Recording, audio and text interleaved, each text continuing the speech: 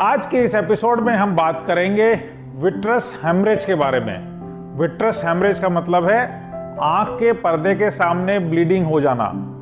यह कई सारी बीमारियों की वजह से हो सकता है, बट आज हम स्पेसिफिकली उस कंडीशन के बारे में बात करेंगे जो डायबिटिक्स के अंदर विट्रस हेमरेज होती है, यानी कि डायबिटिक विट्रस हेमरेज, यानी कि डायबिटिक के पेशेंट्स के अंदर एक ऐसी कंडीशन का होना जिसके अंदर आंख के अंदर ब्लड उतर आया है।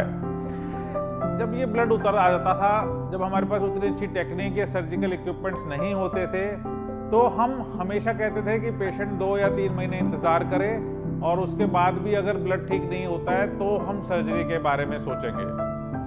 बट अब हम अर्ली रिहैबिलिटेशन की तरफ जाते हैं कि अगर आपके पर्दे के ऊपर ब्लीडिंग हो गई है और वो इतनी है कि उसे सर्जिकली ठीक करना पड़ेगा, तो हम उसकी तुरंत सर्जरी के लिए जाते हैं, यानी कि अर्ली विट्रेक्टमी।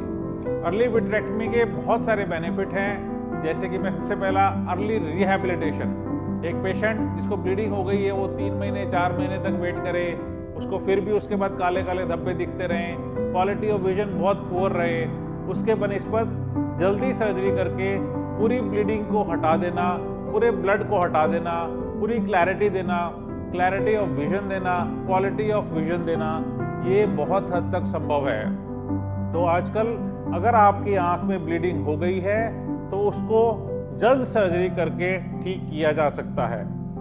इस ऑपरेशन से अब पहले हम एक इंजेक्शन लगाते हैं जिसे एंटी VEGF इंजेक्शन बोलते हैं, जो कई प्रकार के आते हैं।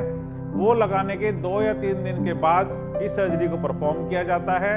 उससे पहले पूरा वर्कअप करके देखा जाता है कि आपके पर्दे के अंदर सिर्फ ब्लीडिंग है या पर्दे में खिंचाव भी है। अल्ट्रासाउंड या अन्य किसी जांच से इन सबको पता चलता है और ये सब चीज़ें जांचने के बाद आपकी एक सफल सर्जरी समय रहते करी जा सकती है।